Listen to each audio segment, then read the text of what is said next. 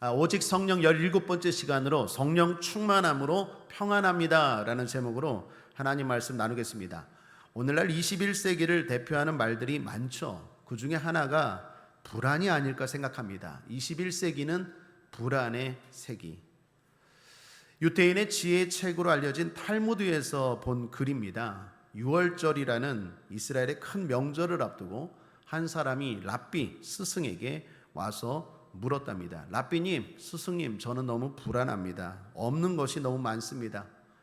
그러면서 말하기를 명절, 유월절이 다가오는데 무교병 살 돈도 없고 포도주 살 돈도 없고 그날 입을 내 옷, 아내 옷, 자녀 옷 살 돈은 물론이거니와 유월절을 지키기 위한 고기 살 돈도 없습니다. 그랬더니 랍비가 물었습니다. 무교병은 얼마인데? 그랬더니 5,000원이요. 우리나라 돈으로 제가 예를 든 겁니다. 포도주는 얼마인데? 10,000원이요. 자네 옷은 50,000원이요. 아내 옷은 100,000원이요. 자녀들은 30,000원이요. 유월절 고기값은 얼마인데? 20,000원이요.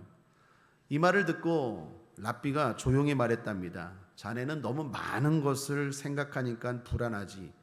복잡하게 생각하지 말고 딱 한 가지만 걱정하게. 21만 5천 원 합하면 21만 5천 원. 그리고 하나님께 하나만 기도하게. 하나님 21만 5천 원 주세요. 여러분, 추석 명절이 다가오는데 혹시 불안하십니까?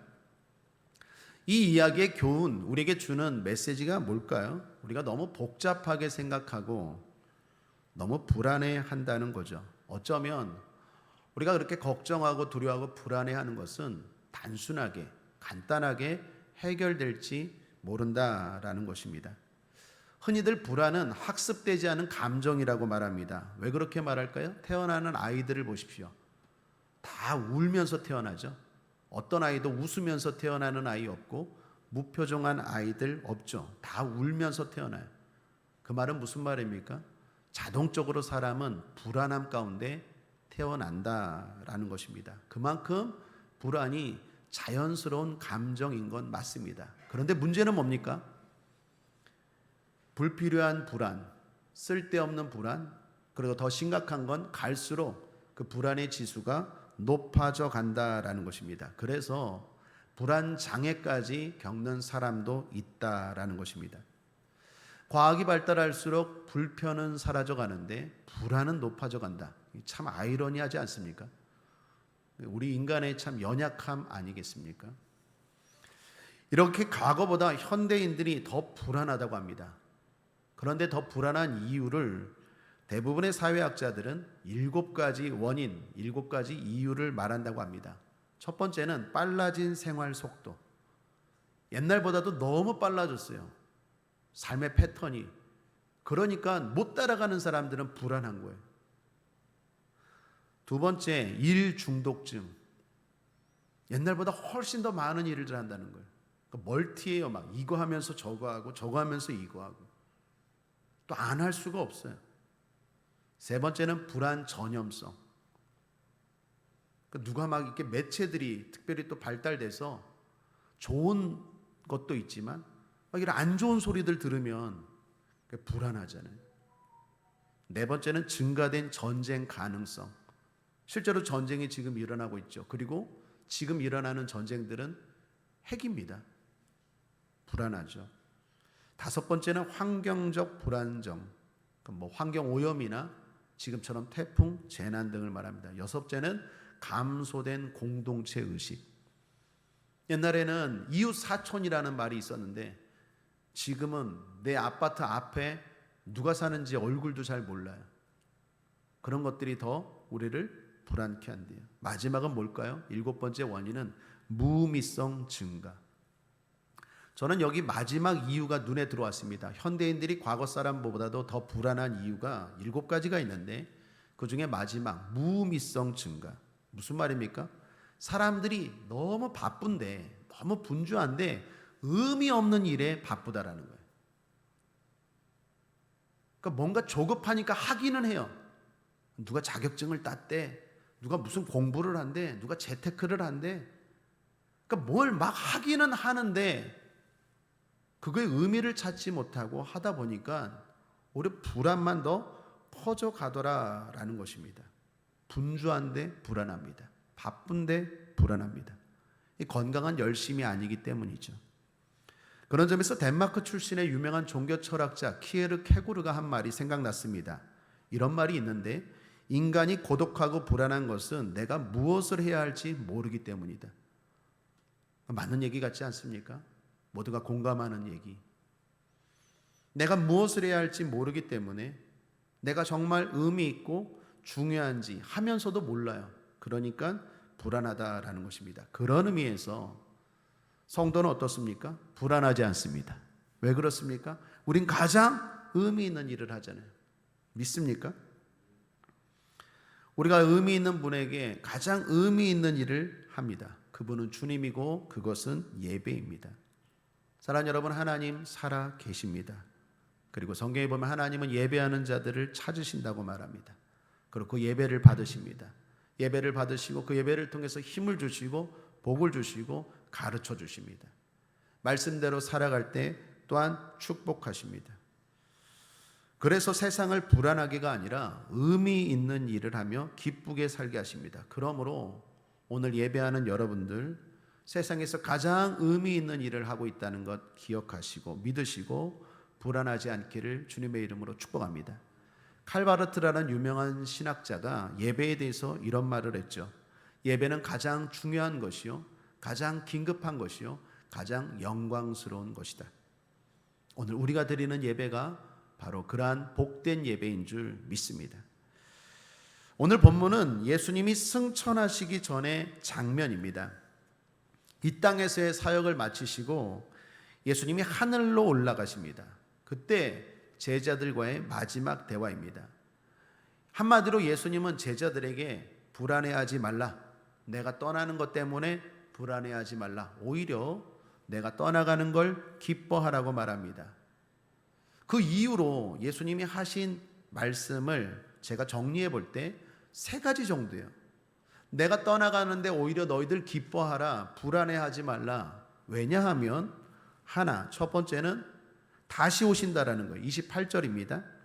내가 갔다가 너희에게로 온다는 말을 너희가 들었나니, 너희 들었지? 내가 계속 말했잖아. 나 다시 와. 그러니까 불안해하지 말라.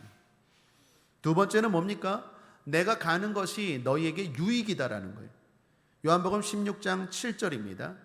그러나 내가 너에게 실상을 말하노니 내가 떠나가는 것이 너희에게 유익이라. 내가 떠나가는 것이 함께 있는 게 아니라 떠나가는 게 유익이니까 불안해하지 말라라고 주님 말씀합니다. 세 번째는요, 내가 가면 너희가 나보다 더 큰 일도 한대요. 12절 말씀 함께 읽어볼까요? 시작. 내가 진실로 진실로 너에게 이르노니 나를 믿는 자는 나의 하는 일을 저도 할 것이요 또한 이보다 큰 것도 하리니 이는 내가 아버지께로 감이니라.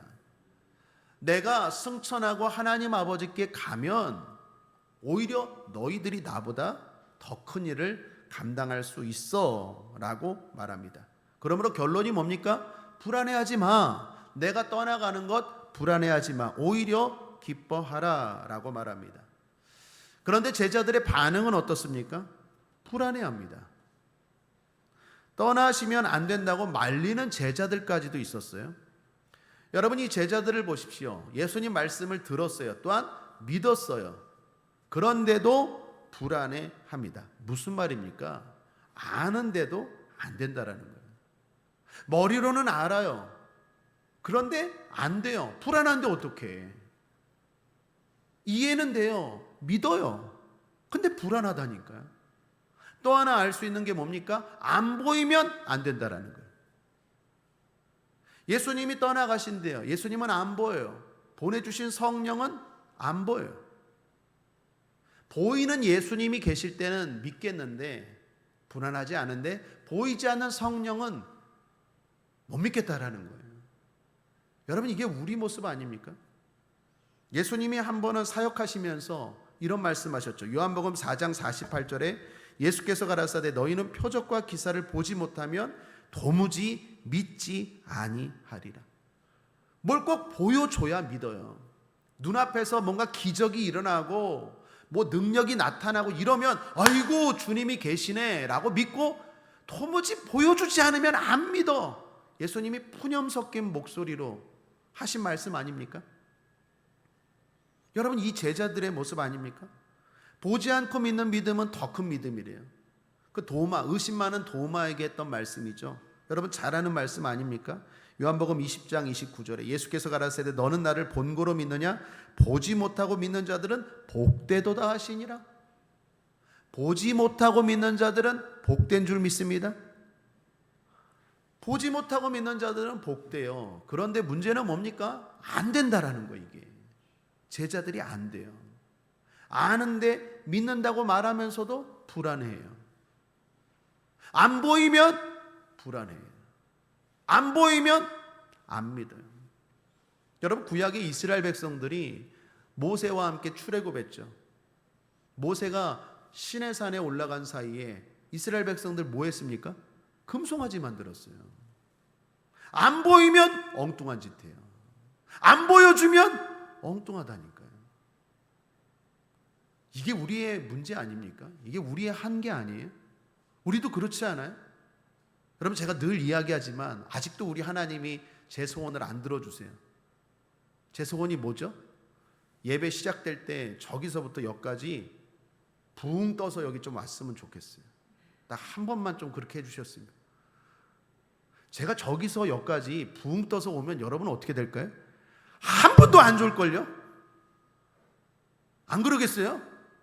제가 저기서 여기까지 붕 떠서 이렇게 무슨 신선 산신령처럼 붕 떠서 이렇게 구름 타듯이 여기 쫙 와서 할렐루야. 그럼 여러분 어떻게 할까요? 벌써 아멘 아멘 하고 난리 나겠죠.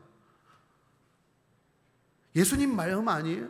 도무지 보지 않으면 빛이 아니하리라.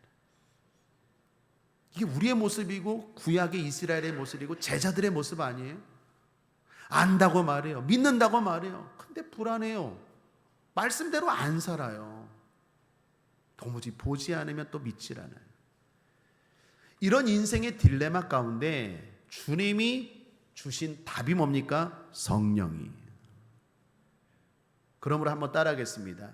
성령이 내 인생의 답입니다.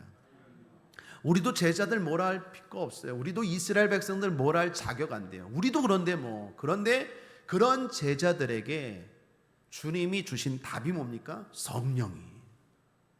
성령 충만하면 아는 대로 살아요. 보지 않아도 믿어요. 복된 믿음, 신앙생활 할 수 있다라는 것입니다.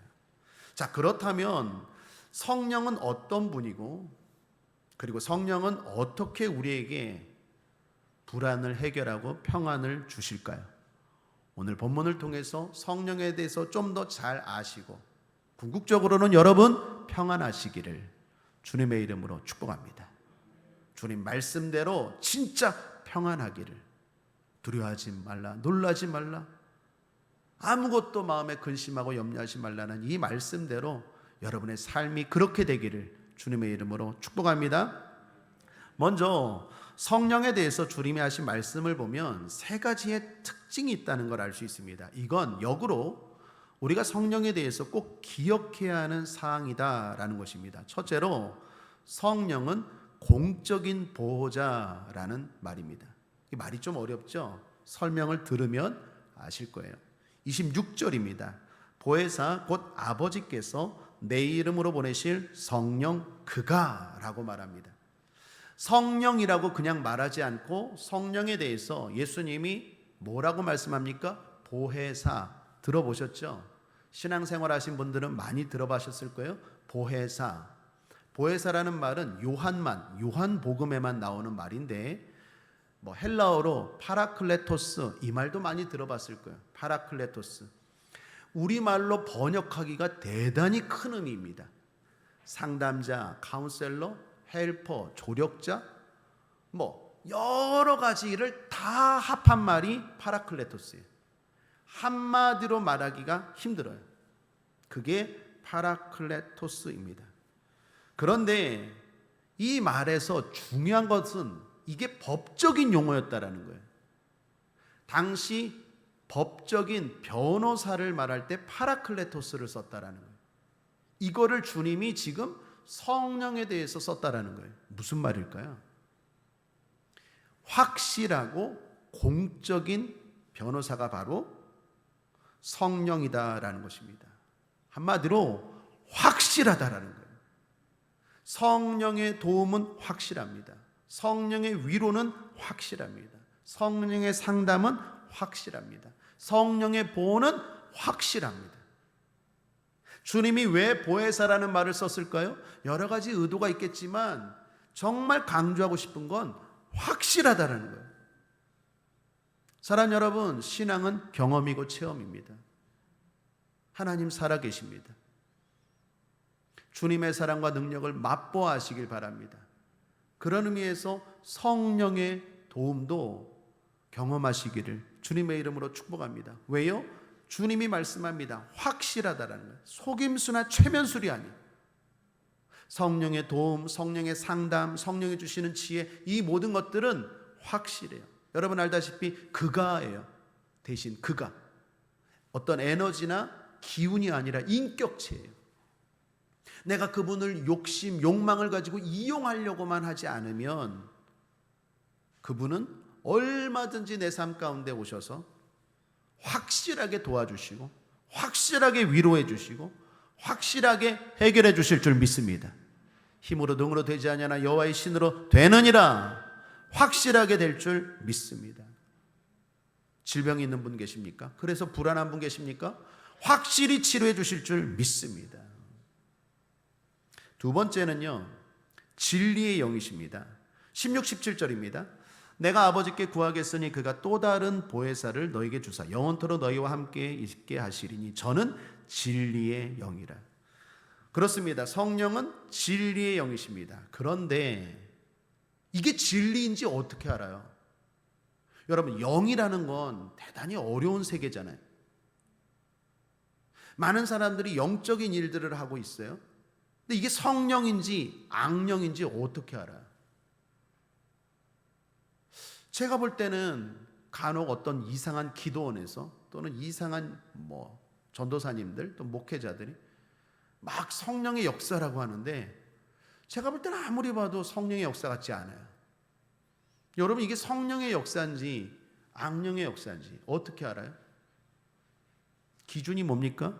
그게 바로 예수 그리스도예요. 보혜사라고 말하는데 주님이 뭐라고 말합니까? 또 다른 보혜사래요. 여기 다른 보혜사라고 말하는데 이 다른이라는 단어가 대단히 중요합니다. 성경에서 헬라어에서 다른이라는 말은요, 두 가지 단어가 있어요. 하나는 알로스, 하나는 헤테로스. 알로스는요, 같은 종류인데 다른 거예요. 예를 들면 사과가 풋사과, 빨간 사과, 부사과 다 사과죠. 사과라는 건 똑같지만 색깔이 조금 다르고 맛이 조금 달라요. 그때 쓰는 단어가 알로스예요. 다른. 헤테로스는 완전 다른 거예요. 예를 들면 사과가 아니라 포도, 사과가 아니라 배. 자, 여기서 주님이 성령에 대해서 말씀하신 다른은 뭘까요? 알로스일까요? 헤테로스일까요? 알로스예요. 나와 똑같아. 나와 똑같지만 모양만 조금 다를 뿐이야. 그 말은 왜 하셨을까요? 기준이 그리스도라는 거예요. 사랑하는 여러분, 성령의 역사의 기준은 예수 그리스도예요. 아무리 기사와 이적과 표적이 나타나고 아무리 그런 것들이 나타나도 자기를 드러내고 자기를 높이고 자기를 추종하게 하면 사탄아 물러갈지어다. 악령이에요. 반대로 항상 그리스도를 높이고 그리스도께로 사람들을 인도하고 그리스도를 믿게 하고 그리스도를 따라가게 하면 성령의 역사예요. 그게 또 다른 보혜사예요. 기준이 예수 그리스도예요. 저는 여러분께 말씀드렸듯이 과거에 축사 사역을 할 때 이거 많이 경험해 봤어요. 정신병자하고 귀신 들림. 기준이 뭡니까? 예수 그리스도.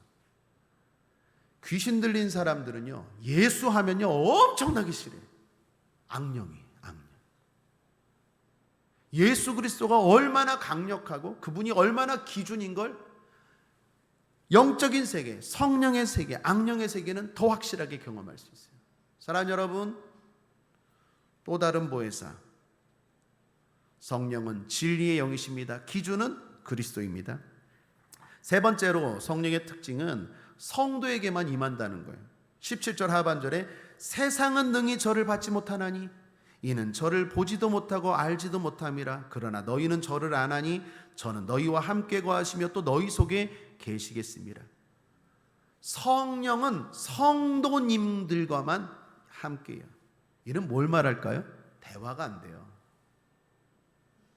불신자와 대화가 안 돼요.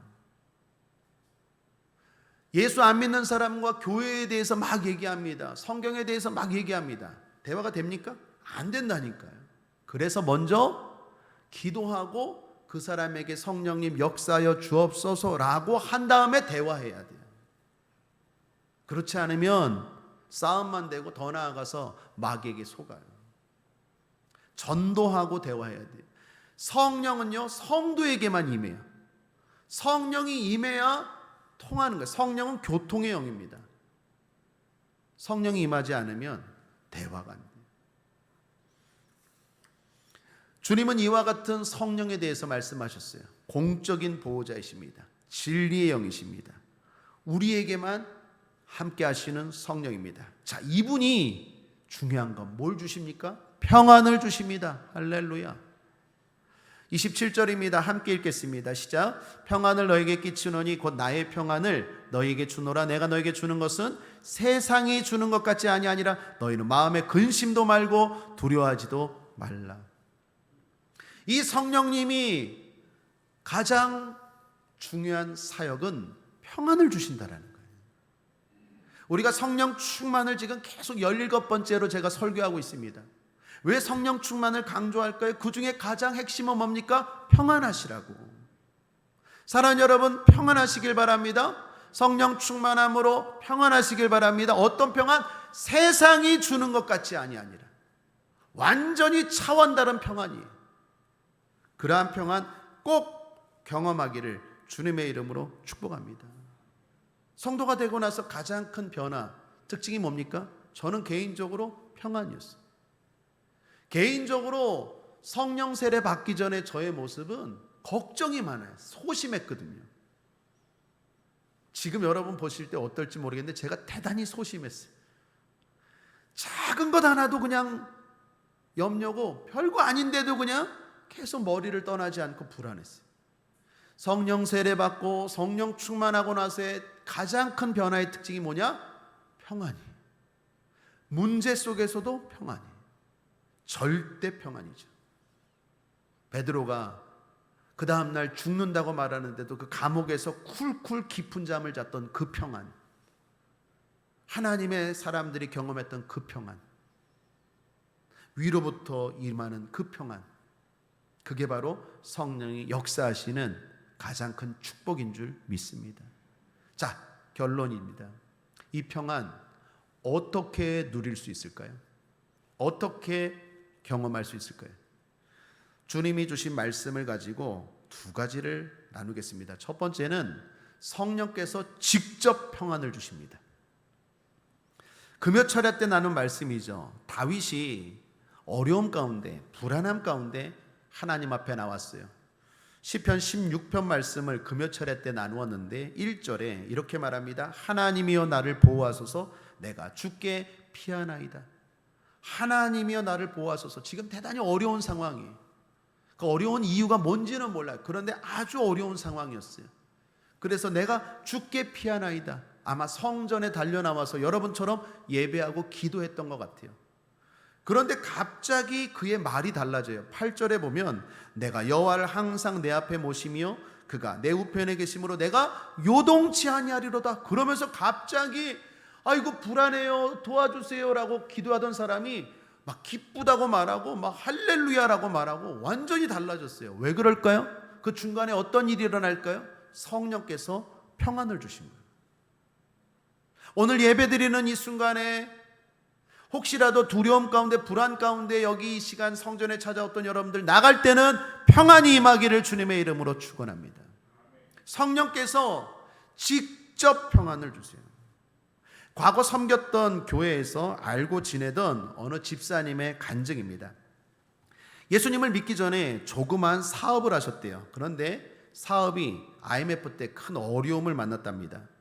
회생시키고자 열심히 뛰어다녔는데 결국 돌이킬 수 없는 상황, 한마디로 망했어요. 빚더미에 쌓여서 이제는 극심한 우울증까지 와서 주변의 가족들이 엉뚱한 생각할까봐 안 되겠다 싶어서 병원에 데리고 갔답니다. 거의 끌려가다시피 병원에 갔는데 의사 선생님이 약을 처방해 주시면서, 정신과 의사 선생님이겠죠, 말씀하기를 집에만 있지 마세요 그랬대요. 집에만 있지 마세요. 가족들에게 이 남편, 아버지 집에만 있게 하지 말라고, 더 극심한 우울증, 어려움에 겪는다고. 그 얘기 듣고 아내가 남편을 데리고 집에만 있지 말자고 그러면서 하늘이 무너져도 솟아날 구멍이 있다고 그런 말 하면서 산에 데리고 갔대요. 그런데 산 꼭대기에 서 있는데 갑자기 이분이 이런 소리가 들려오더래요. 뛰어내려라, 뛰어내려라. 그 절벽에서 뛰어내려라, 뛰어내려라 이 소리가 들리더래요. 막상 그 소리를 들으니까 겁이 나는 거예요. 집사람은 안 들리는다는데 본인은 막 환청이 들리는 거죠. 막 불안해하니까 집사람이, 아내가 안 되겠다, 산은 안 되겠다. 그래서 그 다음번에는 바다를 들어갔대요. 바다를 데리고 갔더니 바다에서 파도 소리가 막 들리면서 이런 소리가 들려오대요. 들어오너라, 들어오너라. 바다가 막 파도를 치는데 들어와라, 들어와라 이렇게 나를 막 초청하는 소리가 들리는 거예요. 자기도 모르게 막 바다로 들어가는 거예요. 이거 왜 아내가 이게 왜 그러냐고. 안 되겠다. 그래갖고 이제는 집에만 있지 말라 했으니까 나오긴 하겠지만 운전만 하고 드라이브만 하자. 그래서 운전을 했더니 들이받아라, 들이받아라. 운전대를 잡으면 막 들이받고 싶대요. 그냥 막 화가 나서 아무데나 막 들이받고 싶었어요. 산을 올라가면 뛰어내려라, 바다를 가면 들어와라, 운전을 하면 들이받아라. 이게 미치겠는 거예요. 사람은 계속 다운되고 기분이 막 업다운이 심하고, 그러다가 이분이 전도를 받은 거예요. 그래서 교회를 왔는데 그날 설교 제목이 이거였대요. 길은 있습니다. 길은 있습니다. 제목이 딱 마음에 와더래요. 나의 삶에도 길이 있을까? 나 이렇게 불안하고 내 이렇게 망한, 이렇게 비참한 내 삶에 길이 있을까? 제목에서 은혜를 받은 거예요. 주보를 보고. 그런데 찬송을 드리는데 거기서 불안이 확 몰려가고 평안이 임한 거예요. 특별히 어떤 찬송? 찬송가 330장. 고통의 멍에 벗으려고 예수께로 나옵니다. 특별히 이분이 2절에서 그냥 확 사라졌대요. 불안이. 2절 가사가 어떻습니까? 2절 가사 갑자기 낭패와 실망 당한 뒤에 예수께로 나옵니다.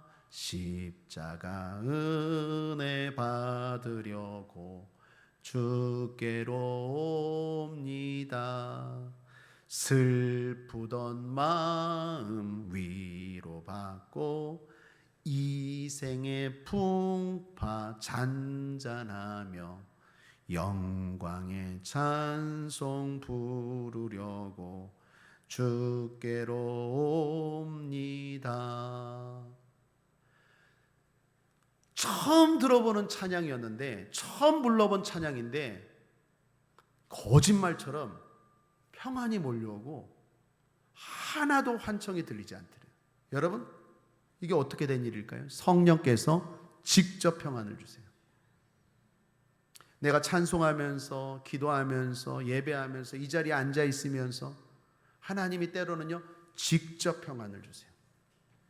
오늘도 하나님이 그러한 성령의 역사를 우리에게 주시기를 주님의 이름으로 축복합니다. 다윗처럼 기도할 때, 이 집사님처럼 찬양할 때 성령께서 평안을 주실지어다. 주실 줄 믿습니다. 또 하나 우리가 주목할 것은 성령이 평안을 주시는 방법은 말씀을 통해서입니다. 26절을 보십시오. 보혜사 곧 아버지께서 내 이름으로 보내실 성령 그가 너에게 모든 것을 가르치시고 내가 너희에게 말한 모든 것을 생각나게 하시리라. 성령은 직접 가르치세요. 그래서 평안을 주시고 또 하나는 예수 그리스도의 말씀을 생각나게 하셔서 평안을 주세요. 그래서 말씀을 가까이 하면 담대해지는 거예요. 나도 모르게 평안이 임하는 거예요. 왜요? 성령이 말씀을 생각나게 하세요. 그리고 그 말씀대로 살아가고 순종하기 시작할 때 또 평안을 주세요. 그러므로 사랑하는 여러분, 말씀을 가까이 하시길 바랍니다. 요한복음 4장에 보면 수가성 여인 이야기가 나오죠. 그녀의 이름은 나오지 않습니다. 왜요? 중요하지 않기 때문에 성경이 기록하지 않아요. 성경이 기록하는 건 뭡니까? 결혼을 5번 했다라는 거예요. 그것은 이 여인이 그만큼 목마른 여인이었다라는 거예요. 그 여인이 주님을 만나지 않습니까? 그리고 주님과 대화를 하지 않습니까? 결국 이 여인이 변화되어 가죠. 원래 이 여인 어떤 여인입니까? 여러분 알다시피 불안한 여인이에요. 두려운 여인이에요. 그래서 운물가에 아침이 아니라 대부분 아침에 가는데 정오에 갔잖아요. 왜? 사람들의 눈을 피하기 위해서. 사람들 만나는 것도 두려워요. 사람들과 대화하는 것도 두려워요. 사람들이 저 여자 남편이 5번이나 결혼했던 여자라는 소리도 불안하고 두려워요. 그랬던 외롭고 그렇게 두려웠던 그렇게 목말라 하던 여인이었어요. 그 여인이 주님과의 대화를 통해서 어떻게 됩니까? 완전히 사람이 달라지죠. 그리고 나중에 여러분 알다시피 사람들에게 나아가서 물동이를 버려들고 말합니다. 내가 만난 예수를 와보라. 아주 공개적이고 아주 적극적이고 아주 담대하고 아주 평안한 여인으로 바뀝니다. 어떻게 바뀝니까? 주님과의 대화를 통해서, 말씀을 통해서. 여러분, 이 여인을 우리가 손가락질 못하는 건 우리도 욕망의 사람 아닙니까? 욕망이라고 하니까 좀 그런데 욕구가 있지 않습니까? 물론 이혼이라는 건 잘못됐지만 욕구라는 건 죄가 아니에요. 앞서 말했던 사업을 했던 그분이 사업해서 부자가 되고자 하는 욕망, 그게 잘못된 겁니까? 아니죠. 주님이 그거 책망합니까? 그렇지 않아요.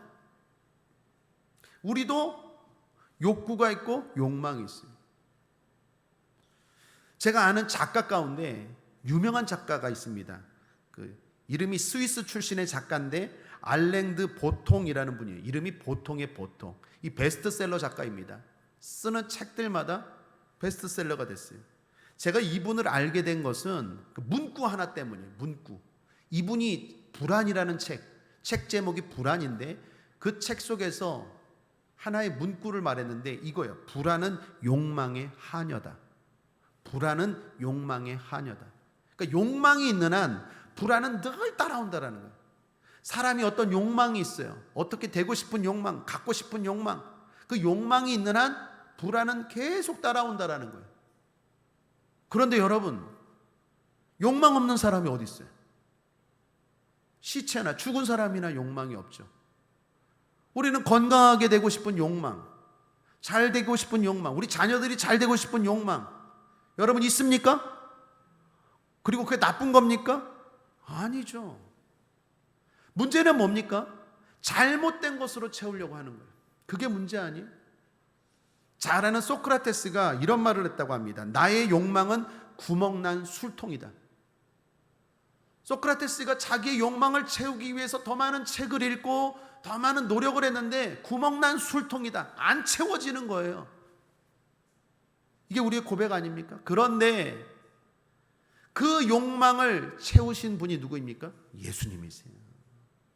사랑하는 여러분, 여러분의 욕망이 잘못된 거 아니고 여러분의 욕구가 잘못된 거 아니에요. 중요한 건 방법입니다. 그 욕망과 그 욕구를 채울 수 있는 분은 예수님밖에 없다는 것 주님의 이름으로 믿으시길 바랍니다. 예수님만이 만족하게 하실 수 있어요. 예수님만이 내 문제를 실제로 채울 수 있어요. 예수님만이 내 마음을 만질 수 있어요. 그러므로 이 여인처럼, 수가성 여인처럼 주님의 말씀을 통하여, 주님과의 대화를 통하여 세상이 알 수 없는 평안을 누리는 저와 여러분 되기를 주님의 이름으로 축복합니다. 말씀을 정리합니다. 불안한 시대, 세상이 알 수도 없고 줄 수도 없는 차원 다른 평안을 맛보는 성도님들 되시기를 바랍니다. 성령님이 주십니다. 확실하게 주십니다. 성령 충만을 구합시다. 예수 승님, 기도하겠습니다. 하나님 아버지, 주께서 성령을 통해서 불안한 제자들에게 평안하라고 기뻐하라고 말씀하셨고 또 우리에게도 말씀하십니다. 성령을 통하여 세상이 알 수 없는 평안을 누리라고. 어려운 때입니다. 불안한 소리가 들려오는 때입니다. 실제로 불안한 상황입니다. 하나님, 세상이 줄 수 없는 그 평안을 성령 충만함을 통하여 오늘 우리 성도들에게 허락하여 주시옵소서. 우리 모두에게 허락하여 주시옵소서. 감사드리며 예수님의 이름으로 축복하고 기도했습니다. 아멘.